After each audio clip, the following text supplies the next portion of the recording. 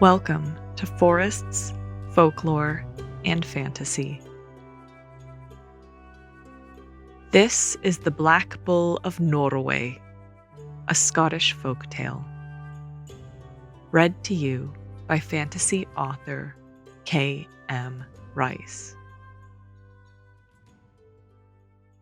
In Norroway once, there lived a certain woman, and she had 3 daughters.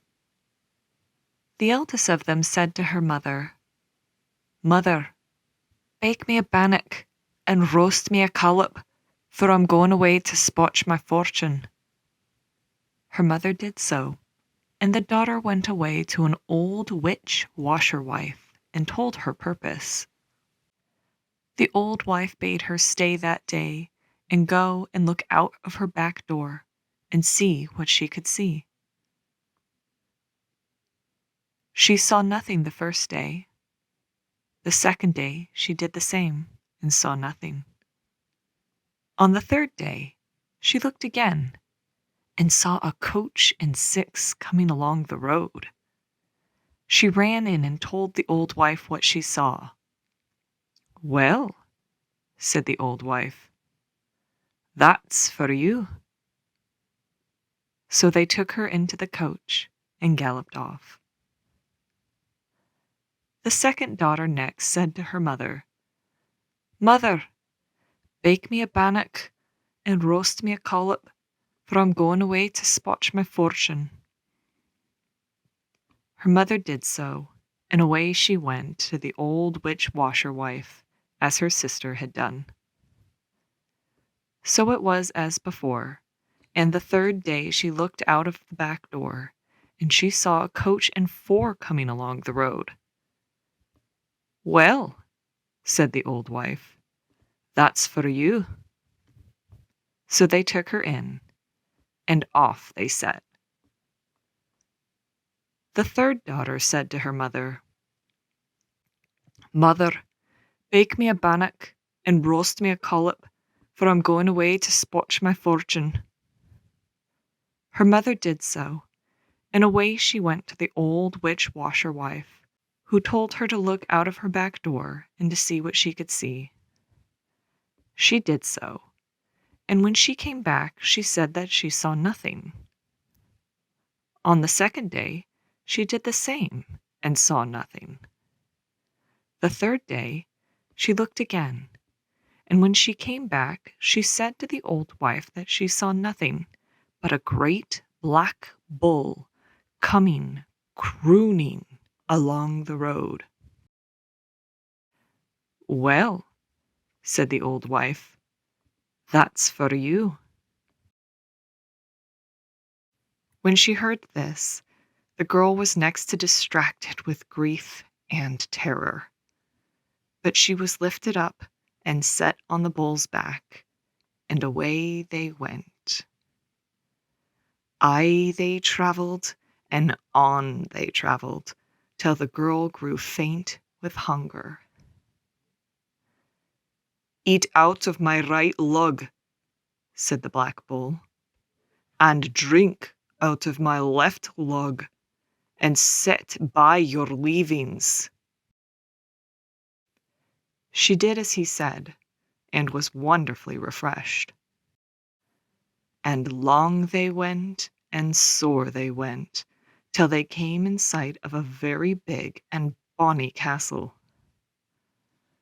"Yonder we must be this night," said the bull, "for my old brother lives there." And presently they were at the place. They lifted her off his back, and took her in, and sent him away to a park for the night. In the morning, when they brought the bull home, they took the girl into a fine and shining parlor, and gave her a beautiful apple, telling her not to break it till her heart was like to break, and over again like to break. Then she was lifted on the bull's back, and after she had ridden far, and farrer than I can tell, they came in sight of a far bonnier castle, and far farther away than the last. The bull said to her, Yonder we must be this night, for my second brother lives there. And they were at the place directly. They lifted her down and took her in, and sent the bull to the field. In the morning, they took her into a fine room and gave her the finest pear she had ever seen, telling her not to break it till her heart was like to break, and over again like to break.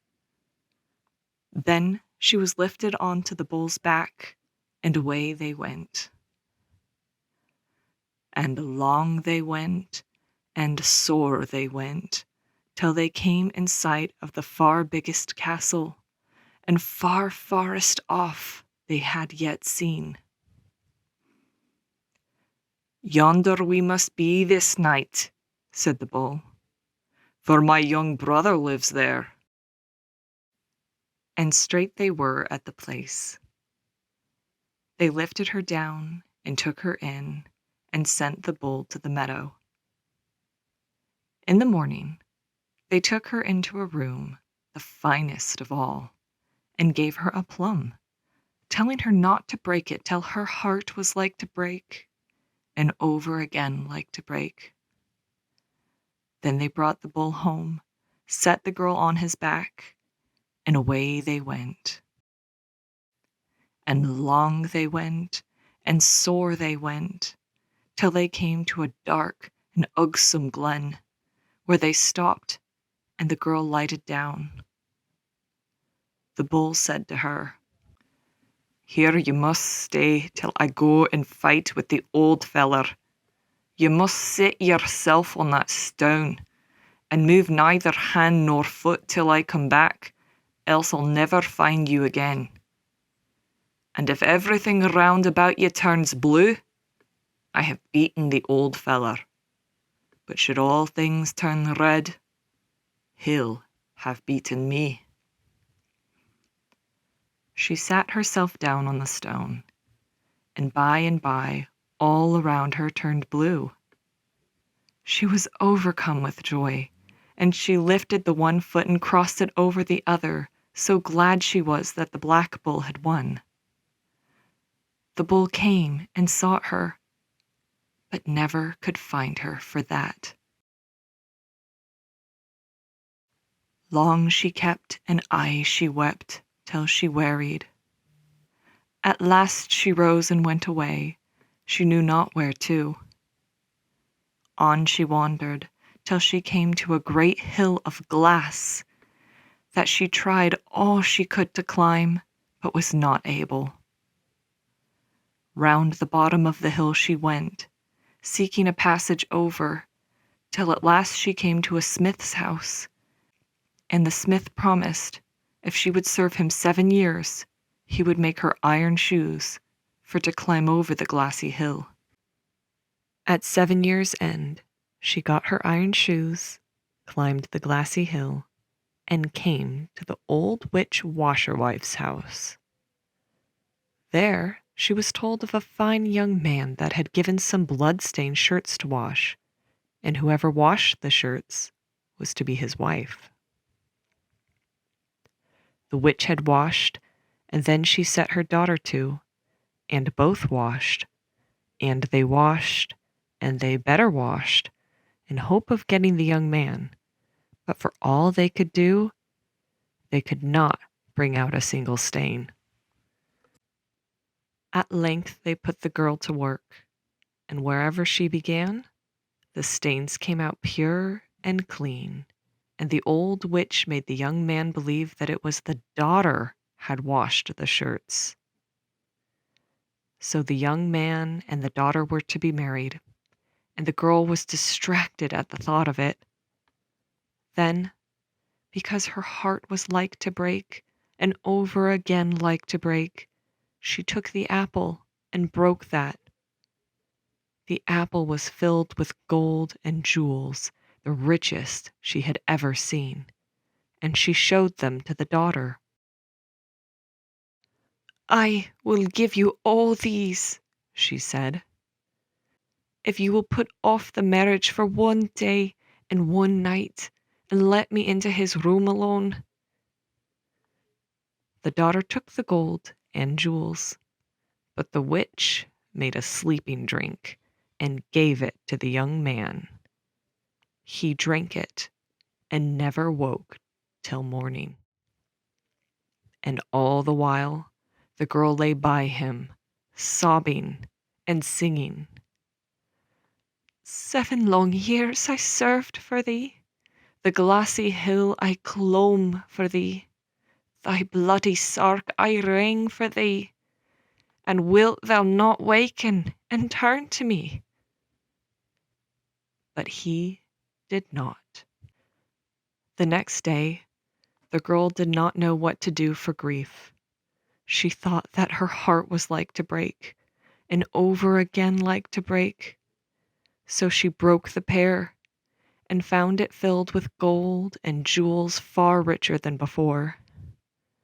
She took the gold and jewels to the witch's daughter, and the marriage was put off for 1 day and 1 night, and she was let into the young man's room all alone. But the old wife gave him another sleeping drink, and he slept, and he again slept till morning. And through the while, the girl lay sighing and singing as before. 7 long years I served for thee, the glassy hill I clomb for thee, thy bloody sark I wrang for thee, and wilt thou not waken and turn to me? Still he slept, and she nearly lost hope altogether. But that morning, the young man went out, and he met a shepherd who asked him what noise and moaning was that he had heard all night from the young man's chamber. The young man said he had heard no noise. But the shepherd said that there was so, and that the young man should stay awake and hear. The third time the girl thought that her heart was like to break, and over again like to break. So she broke the plum, and inside the plum she found gold and jewels, by far the farthest rich of all, and she gave them to the daughter to put off the marriage for another day and another night, and for herself to be with the young man in his room alone. The witch gave the young man another sleeping drink, but he told her he could not drink it that night without sweetening, and when she went away to fetch honey for the drink, he poured it out and made her think that he had drunk it after all. Then he went to his bed. The girl came and lay by him and sang. 7 long years I served for thee, the glassy hill I clomb for thee, thy bloody sark I wrang for thee. O my bonny bull of Norroway, wilt thou not waken and turn to me? He heard and turned to her, and she told him all that had happened to her, and he told her all that had happened to him. And he had the old witch washerwife and her daughter burnt, and he himself and the girl were married, and they are living happily till this day, for all I know.